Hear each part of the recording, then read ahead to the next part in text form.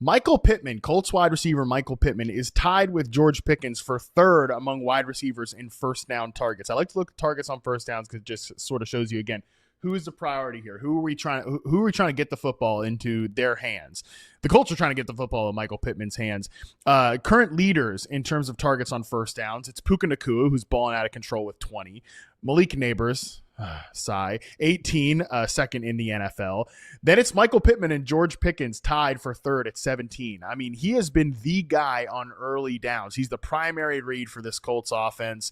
You can see it. Nobody's throwing to their first read at a higher percentage than Daniel Jones, which, by the way, that's not an insult to Daniel Jones or trying to take anything away from him.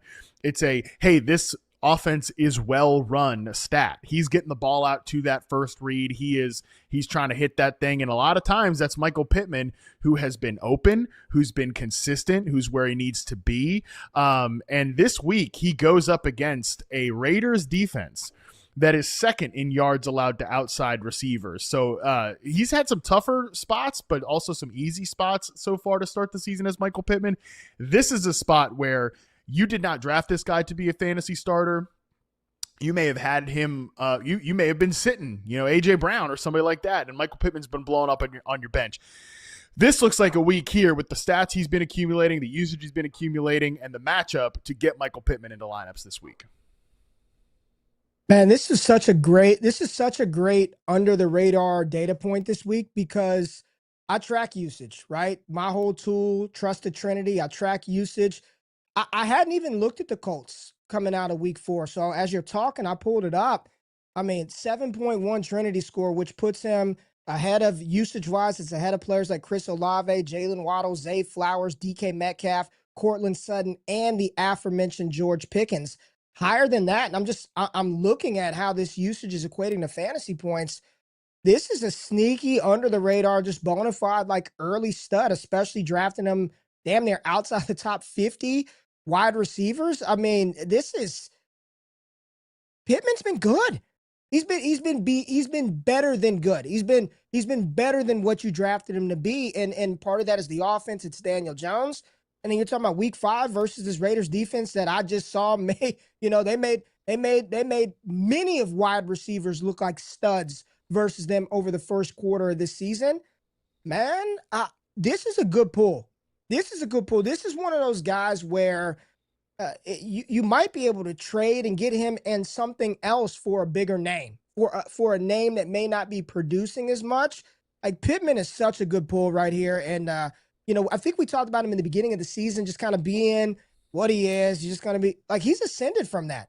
And maybe all it took was some competent quarterback play. And we got that from Daniel Jones, wouldn't you know?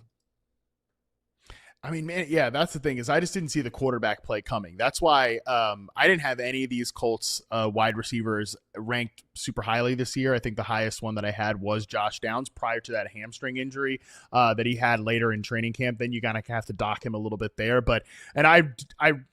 It made me sad I tweeted this today that it does look like we've had to completely sacrifice any Josh Downs production to get Michael Pittman like a bounce back season for Michael Pittman here, which again is unfortunate because I love Josh Downs. I remember doing the year 2 or the breakout wide receiver show with you, the first show you did with us in the offseason, and we talked about Josh Downs. Everybody knows I love Josh Downs. I think he's a baller, and I think he will have days at some point. I know it's just been so slow. I think he'll have days at some point, but Michael Pittman is the guy right now. And again, like you said, he's getting the usage. And I want to always point this out that Michael Pittman, as we're showing on the screen right now, from a reception perception standpoint, to 2021 to 2023, he was just a straight up baller. Right around 74% success rate versus man coverage. In 2023, 74.8%. That's 80th percentile. 3 straight years over 80% success rate versus zone, and then 93rd percentile success rate versus press. He's not like a downfield burner. He is definitely kind of limited to the short to underneath areas. But yeah, he's a guy that I think people gave up on in Dynasty. I was definitely like kind of bumping him down my Dynasty rankings slowly. Now I'm thinking I may be overcorrected here and should have just kind of bet on the talent, especially for a guy that was coming off of, like, he just had his season ruined last year by a back injury. He's a warrior. He went out there and he played for a team that he's dedicated to. But I mean, damn, dude, he's playing extremely well just so awesome against zone coverage right now in particular. And Danny Dimes is putting the football on him. So, yeah, I'm going to call it right now. I'm calling it to you on the show. We do the damn bold predictions every week. Michael Pittman, top 10 wide receiver. That's going to be my bold prediction for the week. I hope that's bold enough for the people out there, but that is going to be mine in the article there. Let's go. Let's get the energy up. Let's be positive. Let's be positive because we finally got to see Xavier Worthy play football, and it paid off, and it was right on time for the Kansas City Chiefs. Now, I talked about the running game being a problem over the past couple of weeks, mongering that fear. It's still a problem. Xavier Worthy led the team in damn rushing, so that is a problem. But what he did on the outside this week, let's go.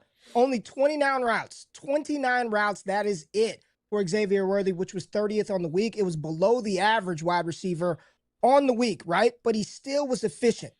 9th in the NFL in air yards, 3rd in average depth of target, first downs per route run, 17.2%, 6th best in the NFL coming out of week 4, yards per route run, 2.8, 10th best on the week, target rate of 27%, top 12 on the week, 66% of his snaps, Matt Harmon, you know where they came? He was aligned on the outside. They parked him outside and said, you're getting down the field. We're not even putting you in traffic. We're not putting you in harm's way. And they aired it out to Xavier Worthy. Like he said after the game, once I got hit and got up and knew that I was okay, it was just playing football now. Like this is as positive of a debut that we had to wait, delayed gratification. Sometimes you got to be patient, but this is coming right on time because they needed it in the worst way. Now, I did say Tyquan Thornton wasn't droppable, and he's caught one pass for a touchdown, but now you can drop him. His role got reduced to rubble with Xavier Worthy back. Great stash. Thank you for your contributions. But, like, looking at this offense and the lack of explosiveness, what they needed, like, they weren't playing. That offense was really going through Xavier Worthy and moving forward. Like, this is a Chiefs team they're not coasting to an AFC West title, right? They're not just coasting to another. No one's given up, 9 straight, 10 straight without a fight.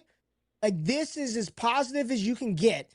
And with Rashee Rice's return right around the corner, like, you want to see Worthy establish himself some more so his role is still consistent even when Rice gets back. But, man, Matt, I know you wanted to see this. I wanted to see it. We have to be pleased with what we got from Worthy and what I'll say kind of limited duty, only 29 routes. Oh, absolutely, yeah. Sub 80% route participation. That's a guy that could definitely go up from here. Yeah, I saw a lot of things to get me excited about Xavier Worthy because the number one thing for me coming out of his rookie season was I think he was a good zone coverage receiver, and he was open down the field. But when they tried to get those shots to him, it just wasn't effective. Like, it wasn't consistent. Unlocking him as a vertical threat, it wasn't there, right? But in this game, he had 2 catches for over 40 yards against man coverage down the football field. That's important. Against man coverage, he had a 20 air yards per target mark overall. Like, I get it that people got excited from a fantasy standpoint, late in the season, even into the playoffs, in this kind of short, create a touch, gadgety role for Xavier Worthy. But guess what, gang? Like, that's not the best use for him. It's the targets. That's good. I get it. And he can still win on some of those quick out routes. That's not really what I'm talking about. I'm talking about more of like the screens and swing passes and stuff like that. Because guess what? This is a 160-something pound wide receiver who's already been lit up once this year and had to miss multiple games. We don't want him in that underneath area taking those big hits. We want him with wide open space down the field, making those big catches. So to see that, to me, in his first game of the season, first real game of the season, that was big because that's how this guy is going to make a difference for the Chiefs and I think make a difference for your fantasy teams. And Mahomes is playing pretty good ball. I mean, the fact that he kept that thing offensively afloat with Tyquan Thornton, with Hollywood Brown, who that week 1 was definitely just the game plan was wrecked. Just throw it to him. They're not getting a ton from Travis Kelce. The running game is still a problem. So the best thing that can happen for this offense is for them to get Worthy comfortable in his role, because you would probably agree with me, Matt. Rashee Rice and Worthy are going to have 2 different roles in this offense. So what they need to do, just get 100%. Him comfortable doing his thing, because when Rice comes back, it's probably going to nuke all those Juju targets, who's still involved. He's still involved, but get Worthy comfortable running his allotment of routes, playing his game. Like I am very, very bullish on this offense, despite the fact that it's struggling so much right now to run the football. This, as a Chiefs fan, big win at home dogs, and you get Xavier Worthy healthy in and out of the game. This is positive momentum building for the Chiefs offense. Oh yeah, this is exactly, to your point, the role I wanted to see from him, because I think Rashee Rice is going to stay contained in his original role. He's going to be that zone beater underneath. So you need a man coverage element, and you need somebody to sting down the football field. Xavier Worthy, 136 air yards on limited routes last week. That was 9th among all wide receivers in week number 4. Ahead of Justin Jefferson, just behind only the great Quentin Johnston. So we're talking about two of the best wide receivers in the league, QJ and Justin Jefferson, and Xavier Worthy is sandwiched between those two guys. I'm saying that tongue in cheek, but QJ's been putting in the box score, baby. He's been doing it. And the film is good too, but I think the film was good for Xavier Worthy. He's somebody that impressed me, and I like to see the role this past week. So what do you think about this matchup in Jacksonville this week? I mean, I think you're playing Xavier Worthy if you got him, but that Jags defense has actually been pretty good to start the season. They've been playing with some heat. Hey, that Jags team, despite some stuff offensively, they're not a bad program. That's not a bad football team at all. I think this is going to be a much tougher task. I mean, their pass rush is tough. Jacksonville can run the ball. They've got a good squad over there in Duval County. So yeah, but I'm playing Worthy, man. Here's my thing with Worthy. Honestly, I waited so long to be able to plug him into a starting spot. Like, I'm not letting him get hurt again with him being on my bench. You're just gonna play. Like, too much upside, too much boom potential, and they do run him. Like, he's getting a carry or two a game, Xavier Worthy. So I'm rolling with X. Xavier Worthy wasn't the only wide receiver that we saw return to the NFL field. For my 4th stat here coming out of week 4, Buccaneers wide receivers with no Mike Evans, but with the return of Chris Godwin. Chris Godwin is back, and unlike Xavier Worthy, I think Chris Godwin returned to a role that I was not really expecting here. Number one, we saw Emeka Egbuka lead the team in routes, 41 routes run, drew 10 targets. No surprises there. He's the guy. I think he's established. He's the guy. That wasn't shocking to me. Was a little shocking that there were no restrictions on Chris Godwin in his return to action. He had the second highest route participation on the team at 93%, behind only Emeka Egbuka. He was also targeted 10 times as well, but that even wasn't the most interesting part of this. Chris Godwin only lined up in the slot on 29.1% of his snaps in his week 4 return to action. He averaged a whopping 14.6 air yards per target. To put that into context, last year, during his badass career best 7-game stretch to start 2024, he was at a 61.5% slot rate, 5.74 air yards per target. So big shift in the slot rate, big shift in where he was targeted on the field, a lot of deep developing routes there, which is very different than his usage last year. I wonder, Ray, how sticky you think this is, because Sterling Shepard, my buddy Sterling Shepard, and fellow rookie wide receiver Tez Johnson were the slot guys, both of them at 49 and 41% respectively. Do we think Godwin has a new role in this offense with Josh Grizzard taking over from Liam Cohen, or does he go back to the slot when Mike Evans returns and settles back into that X receiver position? I don't know, because this was fascinating. And if I'm not mistaken, he and Egbuka, the numbers were eerily similar. It's like they both played the same role in that offense. You just had the young bull that was just much better, much more productive. But I mean, I look at Godwin's usage. There was no limitations, man. Just get out there. You're running down the field. I'm throwing it to you down the field, and you're going to get 10 targets. He had one less route than Egbuka. Egbuka had 41 routes. I believe Godwin was right at 40. I mean, this was shocking, because I just auto assumed when I looked at the advanced data, he would have been 60, 70% in the slot. But that was not the case. And then you have to just stop for a second and be like, yo, this is a different offense, right? Like, it's not the Liam Cohen offense. Like, the Chris Godwin role that we grew accustomed to over the past couple of years, that role no longer exists in Tampa Bay. Godwin is still there, but schematically, you don't think that OC is going to put his own stamp on his offense? Think he wants to be Liam Cohen's lapdog? Hey, I'm just picking up what Liam Cohen. No, this is my offense, and this is what we want to do. Like, we're going to push the ball downfield.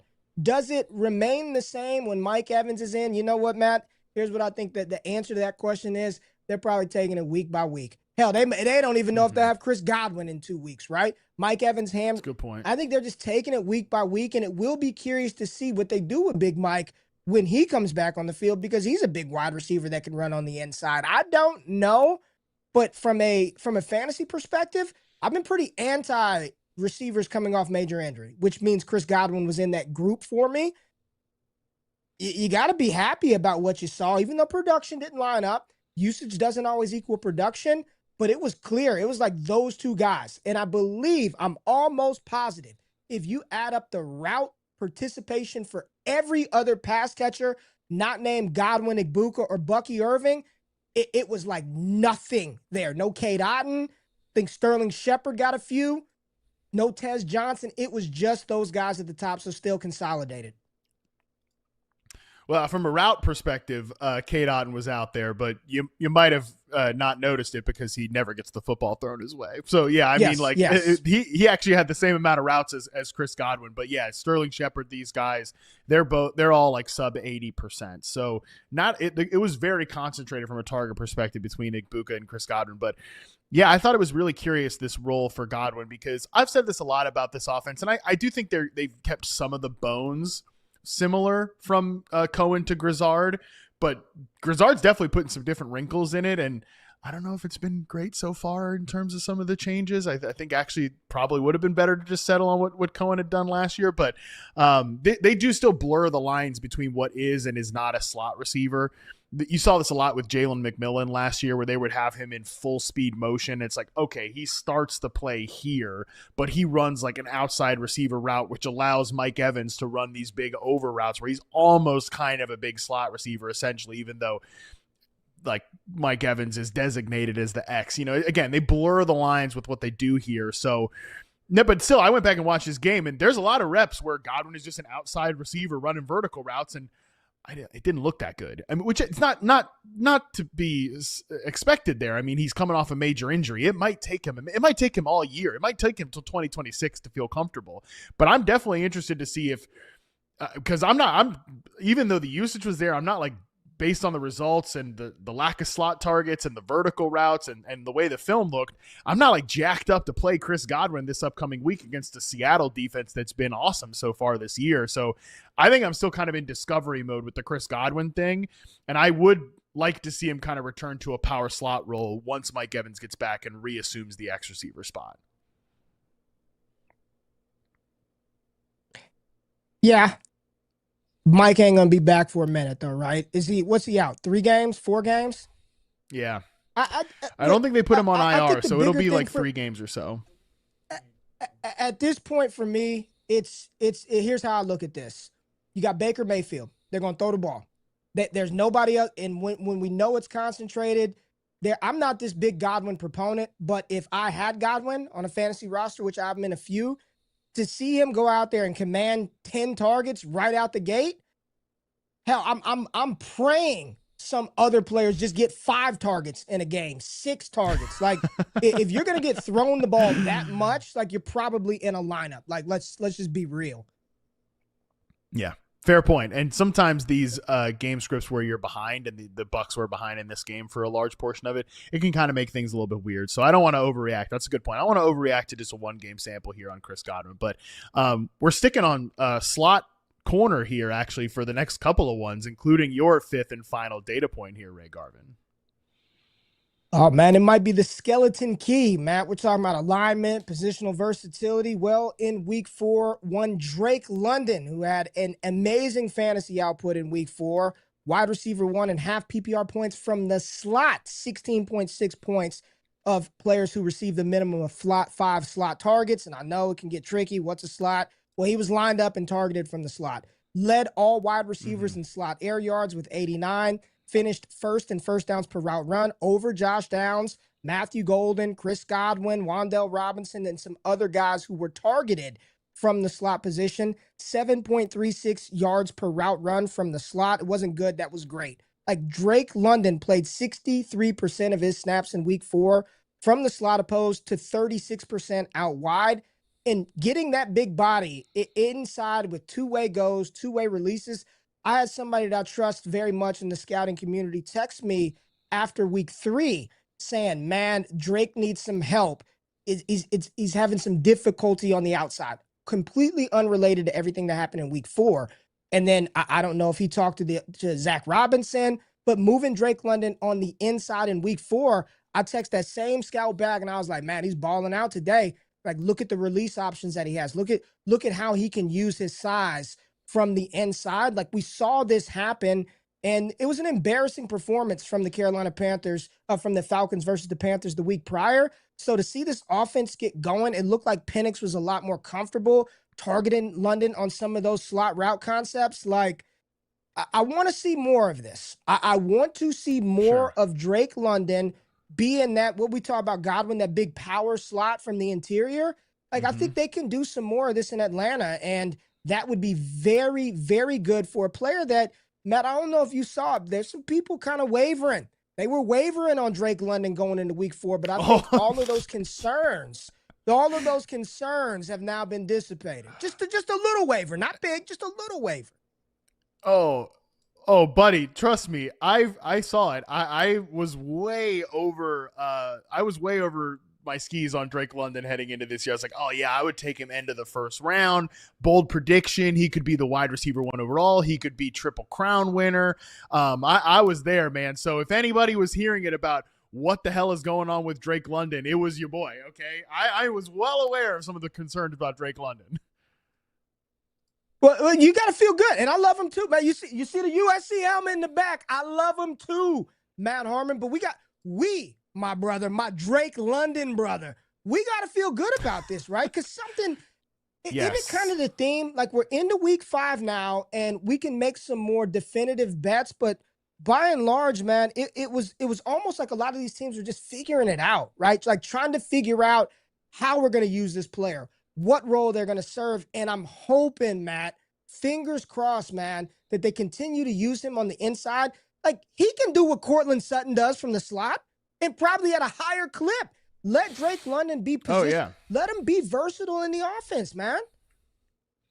Yeah, I was going back and looking at this last year because a big part of the Drake London unlocking last year was the fact that they moved him around the formation, the fact they got him these slot reps. And I remember going back and forth. I just refound this conversation again, because obviously Zach Robinson came from the Rams coaching tree and everything like that. Somebody replied to one of the tweets that I sent out. I was like, sometimes it's stupid to do this, this player in this role. But Drake London was basically playing the Puka Nacua role in this offense where he's moving around. He's getting some of those, like, he's not a slot only player, but he's getting intentional usage from the slot is the best way to put it. And it didn't feel like that at all through the first 3 weeks. And it's so funny sometimes because, it's small samples. And I was talking with Nate Tice about this today on 301. I don't want to be so stupid to think like, oh, Zach Robinson listens to the show. But Nate and I were literally talking last week about how they didn't use enough play action. Michael Penix, first game over 20% play action rate in week 4. Okay. They didn't push the ball deep enough. Michael Penix, 10.5 air yards per target in week 4, highest of the season. Drake London is not getting the slot usage. He's not getting moved around. Drake London, all the slot usage you're talking about here. So it's funny. Sometimes, like, we can see these things and then it happens. And that doesn't always work out that way, obviously. But this was one where it was kind of obvious to see what the issues were. And it played out in week 4. Like, hey, this is how you can really get Penix and Drake London going. 100%. And it worked. And I am hopeful. And something else that's good that's happening, he's got a stud running back in Bijan who's just phenomenal right now. And then Kyle Pitts, when we finally stop talking about Kyle Pitts, he becomes a decent player. We're getting some production from another pass catcher in Kyle Pitts because Mooney he feels like the one that's kind of left out right now. Yeah. I really do like Darnell Mooney. I think he's a good player, but We're getting production from Kyle Pitts. Like I think this offense can work. And if they continue to do some of the things that we saw in week 4, Matt, because this was an obvious one. There were some things that they needed to do schematically to make things more explosive, easier, use some of this versatility, man. This was just good to see. Good to see. Kyle Pitts slapped that senior on the back of his jersey, and ever since he's been playing like a grown-ass man, so that's good to see. Speaking of a pass catcher who's got the senior on the back of his jersey, my final stat point of the week, Deebo Samuel senior here up there in Washington. I did not realize this until going through the box score last week's game against these Atlanta Falcons. Deebo has been playing a ton out of the slot this year. So this is Deebo Samuel's slot rate by season. 2019, 20.4%, 2020, 28.9%, 2021, 24.8%, 2022, 22.1%, 2023, 28.3%. Here, this year in 2025, 69.9% here in 2025. That is very interesting to me, right? Because that's a big change in usage. I skipped one of the years here. It's 2025. He's 69.9% with the Washington Commanders. And here in the last 2 weeks with Terry McLaurin kind of in and out of the lineup, and then he misses week 4, he's still over 50% playing in the slot. And this is why this is important, Ray, because I think last year, Deebo has always not been that good against man coverage, like even during his best years, right? But he's never been a slot-only player. He's been mostly an outside guy, but he's just moved around in ways and was creative usage with Kyle Shanahan there, and he would just smoke zone coverage. Last year, he took a pretty big step back against zone coverage, but against man coverage, he had fourth worst success rate I've ever charted against man coverage last year. And I know he was dealing with pneumonia, some of the issues there last year, but I also thought you saw some of the decline even before the week 7 pneumonia situation where he just wasn't looking as explosive against man coverage anymore. Well, the best way to work around that as a starting receiver is stick that guy in the slot. And so far this year, Deebo Samuel is one of 10 wide receivers with 17 receptions versus zone coverage. This is important too because this week he plays a Chargers defense that's 7th highest in zone coverage rate according to fantasy points data. So it's a tough matchup that might have people nervous about Deebo, but schematically, I think this is great usage for getting the best out of Deebo at this stage of his career. And it's a matchup where from that slot position, he should be able to thrive still. Yeah, I didn't know. I did not know that, 17 of his receptions versus zone. That's freaking good. And then you got this matchup, 7th highest zone rate with Los Angeles, and who knows what they look like offensively with Joe Alt. I believe it's already confirmed he's going to be out for a little bit. Listen, this is one of these. Do we know? I'm just curious. Do we know if JD5 is playing? Is Jaden in or out? I know there was some chance that he could play last week, but yeah. Does it matter? It sounded like he was close. I mean, okay. Well, I think it definitely matters to some degree, but I mean, Marcus Mariota is able to run the offense at least. That's what I mean. Even if the Commanders are like, we're going to give him one more week, right? We're not going to throw him out there versus the Chargers. I think this role for Deebo is exact to the point of what you're making. It's exactly what you want him to do. And then when he receives the ball, when he catches it versus that zone, you know what he's trying to do. He's turning around. He's trying to make people miss, create after the catch. Like, that's what you want Deebo to do. I don't need him lining up on the outside trying to win. Like, we don't need that, man. Stick his butt inside, get him the ball, let him settle down in those windows versus zone, which he seems to always, coming out of South Carolina, be really good to do. I'm very much still here for a bounce back Deebo season. I wasn't super high on him at the beginning when he was signed. No. But as we started to get through the summer, and I'm like, hey, man, if that's his role, if this is how they're going to use him, I'm in. And by the time we got to the draft season, I was all in Deebo. So I'm loving this, man. I hate that McLaurin's out. We don't wish for injuries, but this is good for Deebo Samuel. No, I was very skeptical if he was going to continue to be used the same way he was in San Francisco here in Washington, even if he was going to, do some screens and things of that nature. But just to repeat the stat, because I did screw up the list here, he had never been in the slot on more than 29% of his snaps in any year in San Francisco, and it's at 69.9% so far this year. So that is a big role change, and that's the best. That's how you get the best out of an aging player. So I was definitely skeptical of Deebo this year, but this usage change for him is huge. It just changes the picture, and this guy's a top 12 receiver in fantasy football right now. We'll see if that holds up over the course of the season. Obviously, he's a guy who plays a very physical brand of football, but I think as long as Marcus Mariota's running the offense well, or especially if Jaden Daniels is back, Deebo's a guy I want in my fantasy football lineups, and I did not think I'd be saying that here in week number 5.